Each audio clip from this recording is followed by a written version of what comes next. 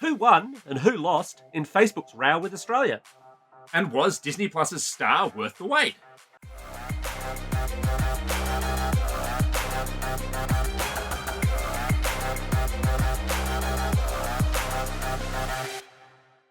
Vertical Hold is proudly brought to you by Aussie Broadband, changing the game with their award-winning network and Australian-based support. Hi there. Welcome to Vertical Hold Behind the Tech News, where we catch up with Australia's leading technology journalists to dive into the big tech stories of the week. I'm Alex Kidman, and, well, look, last week the Mars special did really well. And we got a bit keen here in the Vertical Hold office to get ourselves into the space race. So I volunteered Adam Turner to be the first Aussie tech journalist on the moon. We cobbled together a craft from bits of the old Vertical Hold satellite, because we're really not using that thing at the moment, and we shot him off into space. Well, we tried, because, look, unfortunately, we sort of learned the hard way that you should never build the navigation unit out of an Atari 2600. And look, instead of making it to the moon, he landed in Mooney Mooney. Now, Adam tells me he's got lots of interesting scientific rock samples that he's rushing back to the Vertical Hold labs, but unfortunately, he's got to hitchhike back to Melbourne and get across the border. He'll be back next week. So, I've had to break the glass on the emergency Vertical Hold capsule, freeing once again the man we call around these parts the fifth Beatle. Truly, he's the best man for the job, and a man who sounds suspiciously like me, I'm told. Angus Kidman from Finder. Gus, welcome back to the comfy host's chair. Well, thank you. I think we might have to debate the word comfy. I've got to say, I don't think this Adam Turner shaped beanbag is going to be your best selling bit of merch, but I'm going to try and make it work. It's the imprint of his face in the beanbag that really makes it work. I think you'll find it's what the people want. The people will have words with you about that later. Quite possibly. We're also joined in the virtual Vertical Hold studio by Seamus Byrne from Byteside. Seamus, welcome back to the show. Hello, and look, it's good to see you. And I mean, as much as no one else can when they're listening to this, it's nice to actually see you and watch the two of you bicker like, funnily enough, like brothers, It's almost right? like we were siblings. Yes. Yeah. Who knew? Now, look, we're being social and we're seeing each other here in the virtual studios because, without a doubt, the biggest tech story in Australia this week, possibly the biggest one this year, has been Facebook's move to block Australians from sharing any kind of content that Facebook decided was news on its social network. We're going to get chatting to Seamus about the implications and the latest on that shortly. But first, to give us a little break from the endless politics, Disney launched its mature content Star Hub on Disney Plus this week. And there was only one man I knew who I could call to unravel its content story. So, I'm joined by a man who I suspect could probably spell CRT before he could spell CAT. From TV Black Box, it's our regular TV correspondent, Steve Molk. Welcome back to the show, Steve. Thanks, Alex. I'm still struggling with HDMI. HDMI is a tricky one, but it's a great Scrabble score if you can get away with it. Awesome. Now, the big news in streaming this week, of course, is that Disney's Star Hub is now available. We've kind of covered off Star before on the show, but can you give like a quick 30-second rundown of what Star is and why it might matter? Sure, it's a whole bunch of extra content that lands into the Disney library that is, look, largely Fox content or stuff that they would hold on to as a part of that purchase. So there's, to their credit, some original content already falling into the Star library, as well as like 160 TV series, 490-ish movies, including Die Hard and Taken and a whole bunch of those sorts of things. So it's the stuff that you might have seen if you were in America on Hulu that lands into Disney. Now, we know Disney's very family-friendly. This is why, in part, it's buried away under this Star tile or as a part of this separate library, because it also means there's now M, MA, and R-rated content as a part of their library. That's un-Disney. And that's kind of the point of Star, isn't it? It's the mature content. You don't want to say adult content on the internet because that's a completely different thing. But it's the mature content that wouldn't fit into Disney Plus otherwise. What's your experience of Star been like so far? For mine, seamless. Like just as easily as I would watch an episode of The Mandalorian or WandaVision. So I've been able to jump in and watch an episode of Glee or start streaming Jojo Rabbit or that kind of thing. I will say this though. I was warned that when I first jumped in, I had to set the content ratings on the profiles so that I could see some of this higher rating content. Yeah, the profiles thing's interesting, and I think, well, by the sounds of it, I think you've actually had a slightly smoother run than I have. Mm, I have some complaints, okay. uh, mostly to do with the fact, not that the content isn't there, and they've got some really interesting stuff, which we'll get into in a minute. More the way you discover it, because they've Mm, got that little separate Star Hub, and this could be totally different for people who have locked their Disney Plus down. I haven't. My kids are old enough that I just figure, yeah, there's not too much point in that, yep. but for plenty of families, there will be. As such, you go into that Star Hub and it's just a bunch of carousels. There's no Yes. separate split out for TV or movies or whatever. There's no separate search either. And it means there's a lot of content they've got that they're not actually really letting you discover easily unless you already know it's there. Yeah, they've got that main road, like on the main Disney Mm. Plus screen, like their rotating header, which has started to have some star content pop in there, most notably their originals content. You know, they want to show that off. But you're right. If you didn't know, for example, that all of the seasons of Futurama were in Star and you didn't think to search for it, you could spend hours trying to find it.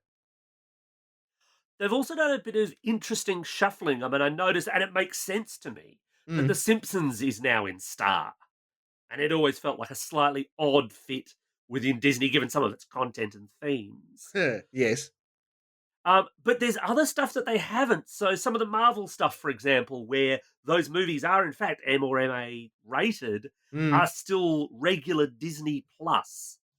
Yeah, and I think that we'll see some change and flow, particularly in the UI and how it's presented to us as Star gets bedded in. Now, while they've had some run up and they knew what was coming and what the library was going to be, I'd expect that we'll see um, the notion of Star as a standalone tile, and then you go into it like a portal, and here's a whole other room full of content.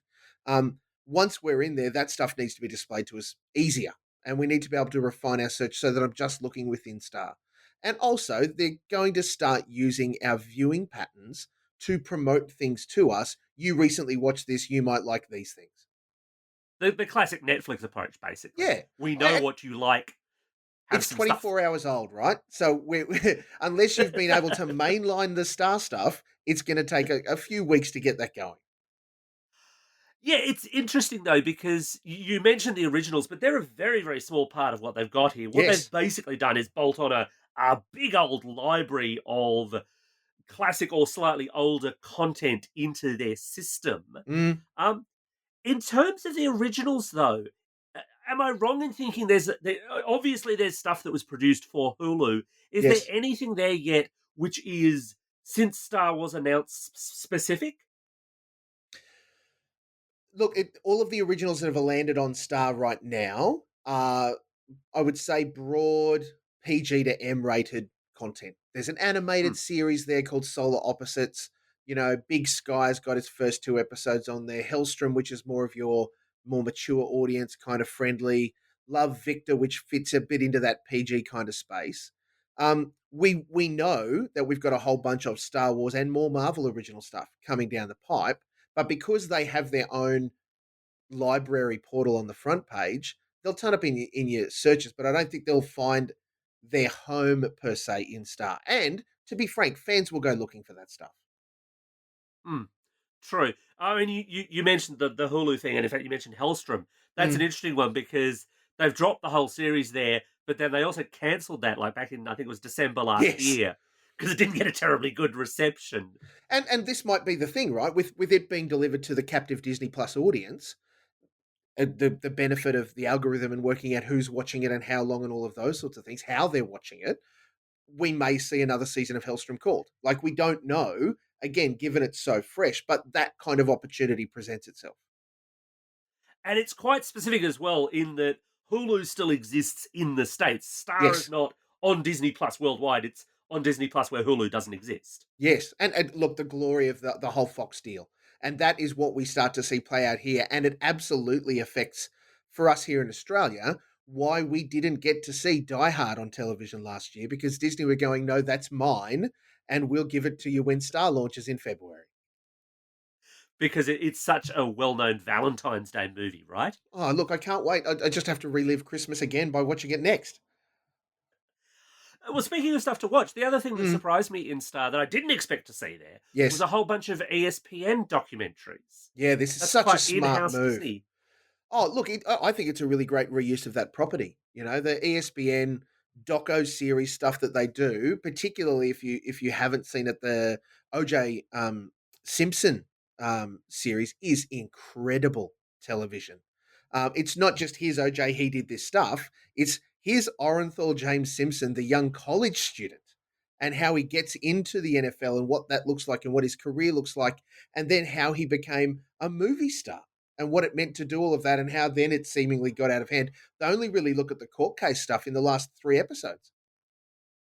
It's interesting though because you mentioned, if people haven't Mm, seen it before, there's a lot of this content where people have been able to see it before. How much value do you think it's got relative to the fact that lots of this stuff's been on Netflix, an awful lot on Foxtel, which obviously streams a lot yep, of its stuff now?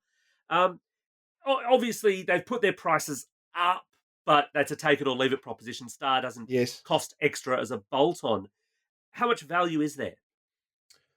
Look, I reckon that it will be revealed in the fullness of time. Certainly through this year. The library that it stands right now is a sizable plug-in, and any other streaming service that exists, if it was able to access that content and suddenly just add it to its library, they'd be crowing about it. Hmm. That's it's not a small amount of film and TV series that they've dropped in. The thing that I think is going to be key is what develops. How does this play out? Because while a lot of this stuff hasn't, or it may maybe lived other lives, now it's in this library, and we're facing it. Look, a bit the same with Paramount Plus when they launch, still allegedly mid-year in Australia, but we've just learnt they'll launch in March in the states. Um, there's going to be a whole bunch of back catalog stuff that we've all seen or has been somewhere else that Paramount are going to go, here it is, and we'll dribble out some originals, and the libraries will grow. It's just going to take the time. Awesome. So I guess we'll just have to wait and see. Now, as always, you get an opportunity right now to talk about where you write, how people can find you on social media, and given as you've had the vote before, your Mm. choice for the worst children's cartoon character. Oh, sweet Jesus. Well, I'm at tvblackbox.com.au is where you get to read all about the stuff that we do. Listen to the TV Black Box or TV Binge Box podcasts. They're out every week. Worst children's character. I mean, there is a bit of a list that you could start to form. I think as a parent, stuff like Phineas and Ferb get there only because my kids used to mainline that stuff. I love them as characters, but I just got over it, Alex. They're not the worst by any stretch. They're just the most annoying. You have no love for Perry the Platypus?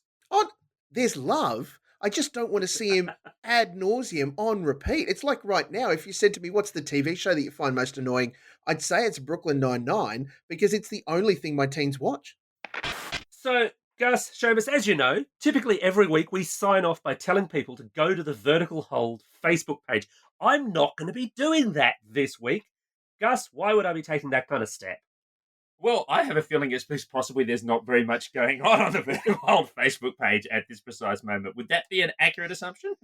Yeah, pretty much absolutely. Literally, as last week's episode was going out, Facebook decided it would take, well, what a lot of people have been calling the nuclear option in its reaction to the now in law media code. Seamus, what was the nuclear option? It was. Look, I quite liked. And look, I hate Facebook. I'll just say that right at the start. But I quite liked their approach to this situation where they basically, during the negotiations and the draft hearings and that, they just kind of went, look, if this goes ahead, we might just like get rid of all news on Facebook. And then sort of Google managed to like be louder than them and say, well, we'll might get rid of all of search.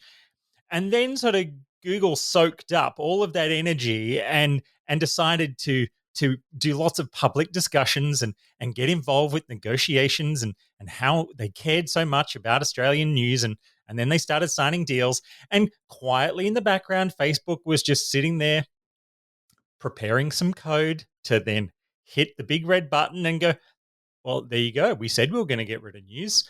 No one kept asking us anything else about it, but we did tell you we were going to do it. And then, yeah, every news website, and of course, every website that was even vaguely um, tangential to the concept of finding information basically was also taken down.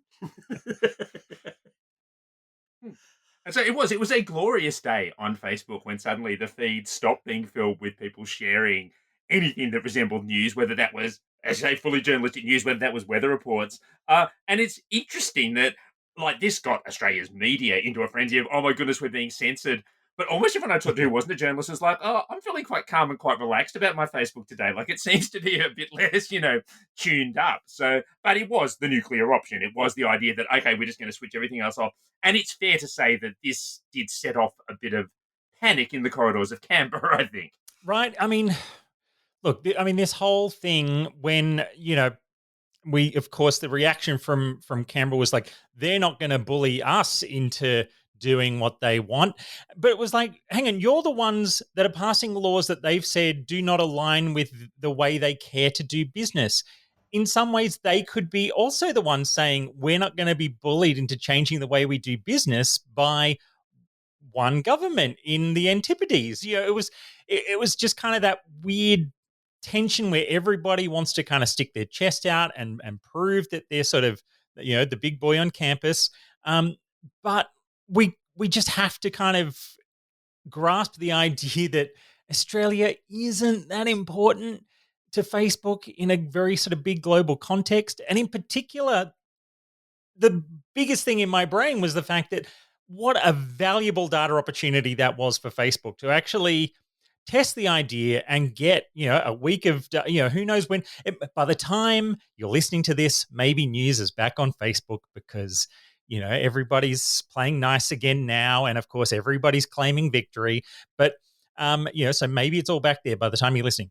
But I feel like this has been so useful to Facebook to go, what exactly does happen if no one in a very notorious kind of test market like Australia, because we're a bit like Europe and we're a bit like America and people, but we're small enough that if you flick a big giant switch like that, only some people get really annoyed.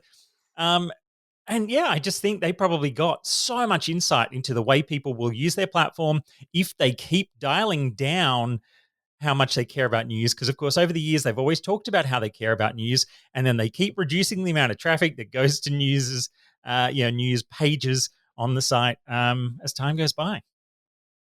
I mean, the only hole in that theory, I think, is it maybe assumes more competence than Facebook actually has when it rolled out this code. Because I think it was very evident that, this came out and was like, okay, instantly loads and loads of links weren't working. Loads and loads of links weren't working. And so you kind of go, well, I don't know how much you could trust the data when you didn't really have a very good idea of what it was you were switching off. So you'd want the usual size grain of salt going there. But we did. We had a week of this going on. So we had a week of, you can't share any news content, so anything sort of vaguely reputational or informational. But then we've had the backflip. We had the sudden, oh no, we've come to an agreement. But what have we agreed? Yeah, what did they actually agree to?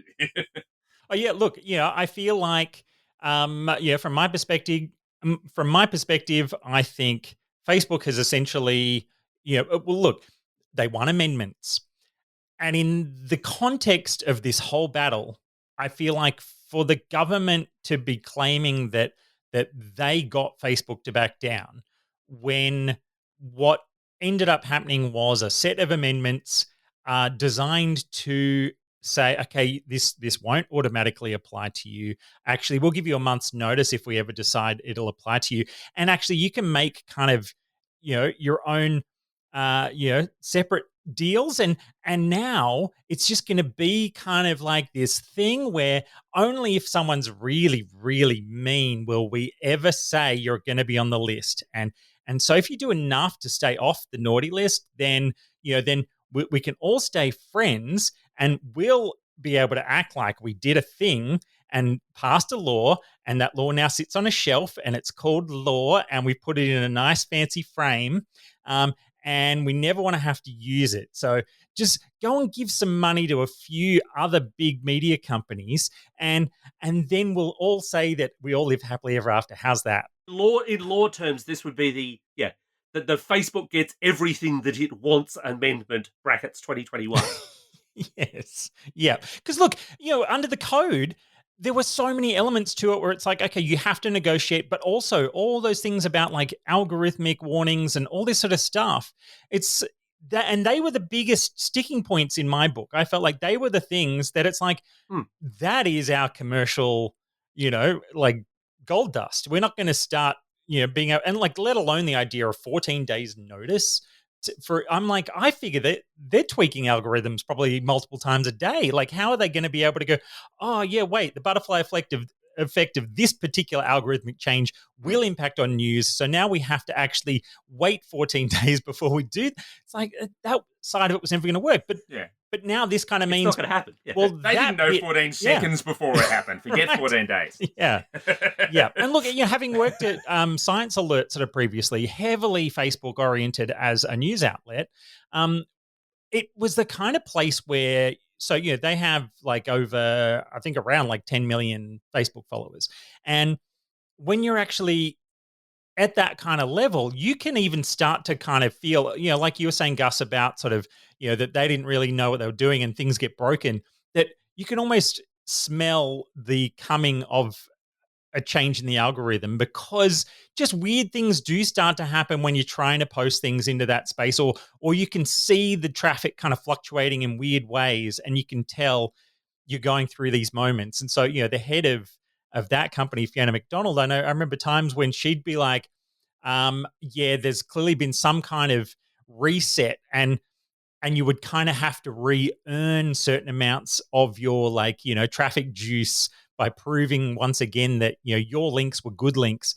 And it's just always those little things that you could see when you are generating potentially 10 million page views a month just through their environment. So it's like, it's such a weird kind of space to have to try to make work.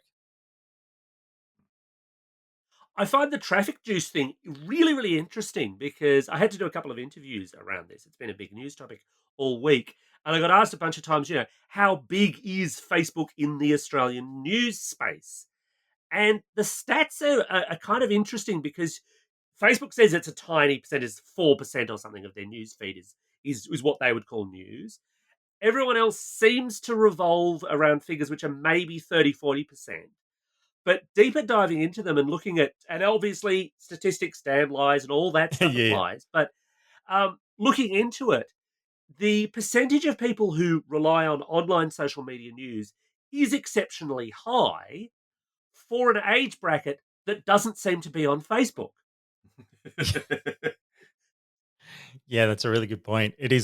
I kind of keep struggling with the whole thing when people sort of do say, like the kids get their news through Facebook or whatever it might be. And you're like, really? Are they even, do they care? I am baffled too. The kids are not on Facebook. They're not participating on that. They may be getting their news on TikTok. I mean, yeah, Jay, you work with a bunch of younger writers at Biteside. I'm guessing Facebook is not a big place for most of them. So Yeah. Yep.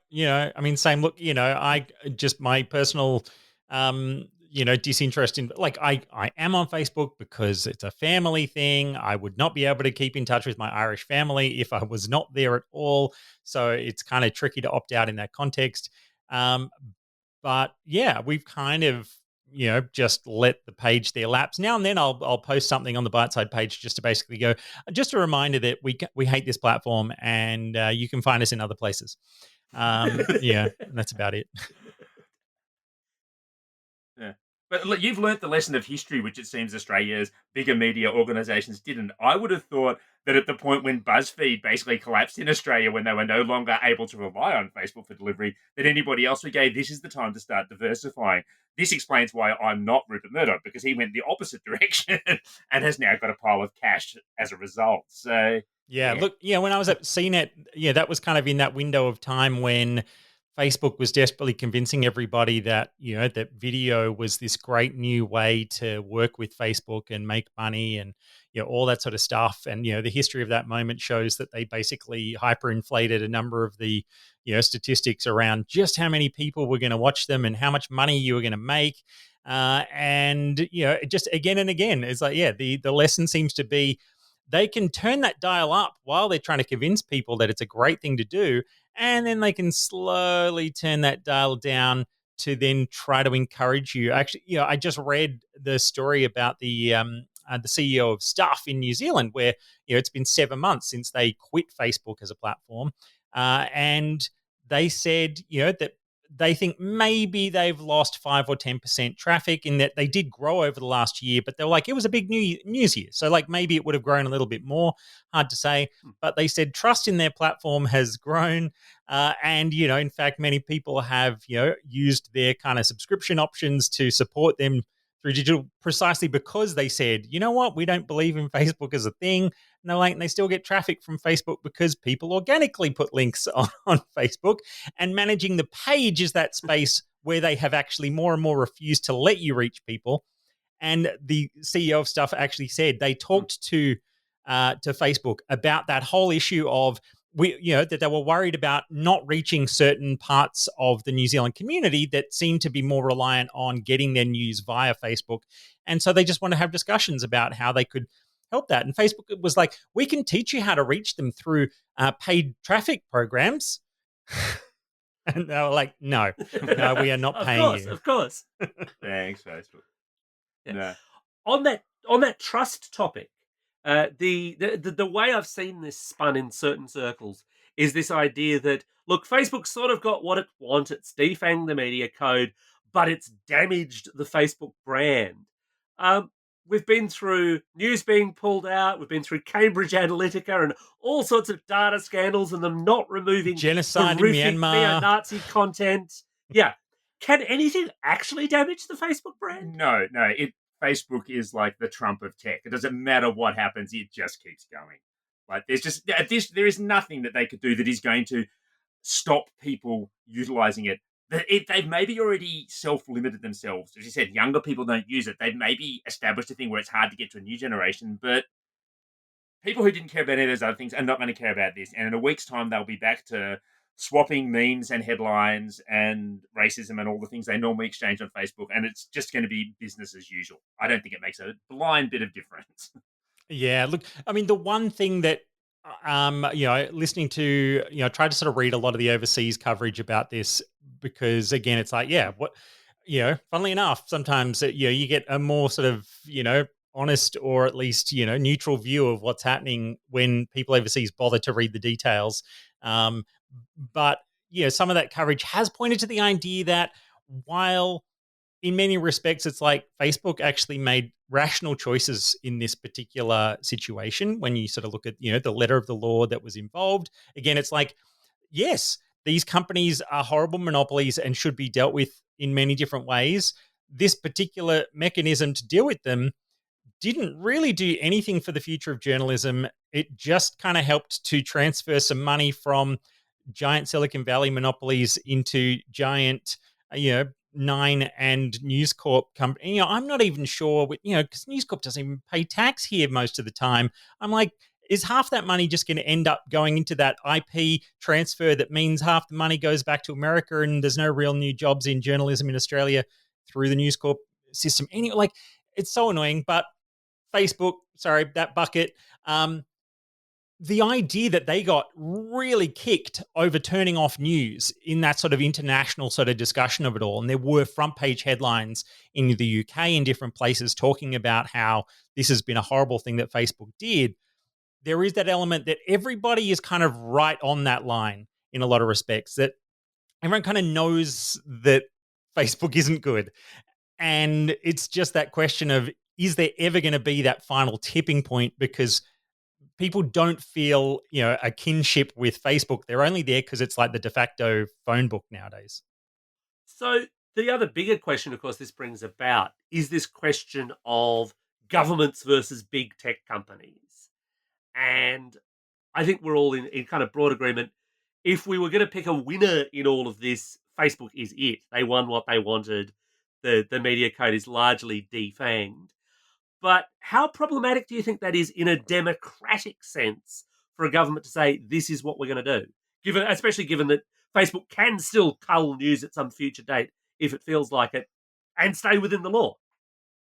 Yeah, look, I mean, that's exactly it. That they happily get to keep that in their pocket of going, if you really do push us again, we will press that button. And today, Nick Clegg, former UK politician, now, sort of government relations head kicker for Facebook, just after all the nicely stuff, and now the law has passed, he then drops this statement, which is basically like the Australian laws were horrible and we will never have played nice with them if they went the other way. It's that comfort zone for them to go, yeah, screw you. Like, we will happily tell you to get screwed if you decide you want to genuinely apply this to us.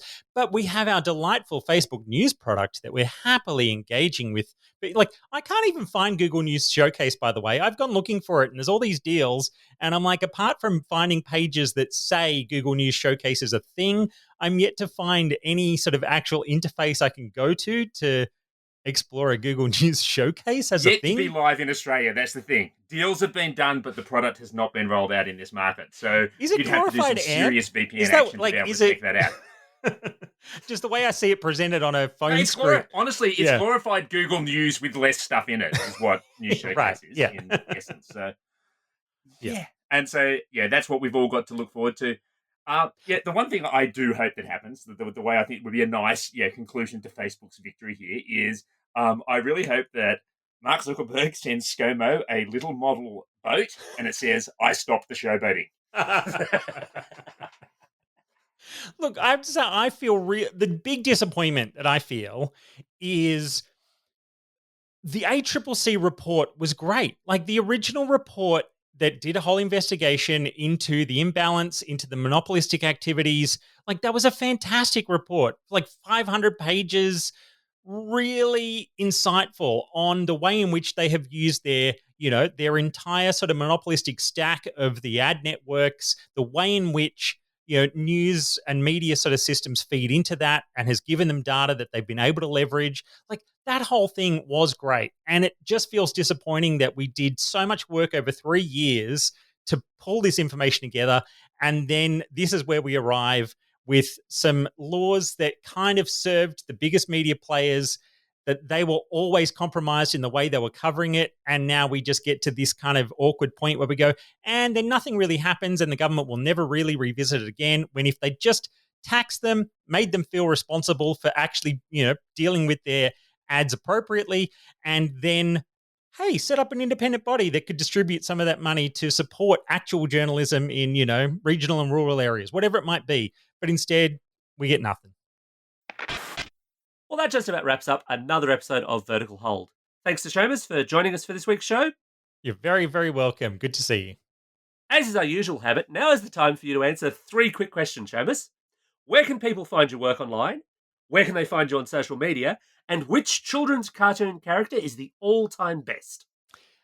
You can find all our stuff at biteside.com, including all our podcasts as well. You can find me at Seamus on Twitter. That is my favorite place to spend way too much time hanging around. Favorite all-time cartoon character? You know what? I'm going to probably say the Ice King in Adventure Time. I love him, and the whole Simon story arc attached to the Ice King is very, very cool. Interesting choice. As always, you can catch us online at verticalhold.au on Twitter, at verticalhold.com.au on the web, or look, not so much on the Vertical Hold Facebook page at the time of recording. Maybe give it a week. And as always, thanks everyone for listening. Don't forget to tell your friends about us. Leave us a review on your podcasting platform of choice to help spread the good word.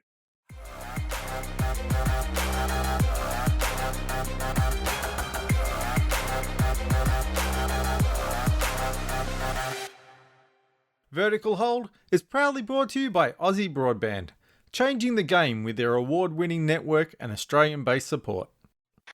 I'm just like, yeah, I'm going to take over your show. Play my thing. on every screen. Shay all the time. It's what the I have people one, want. 2, 3, 4 monitors.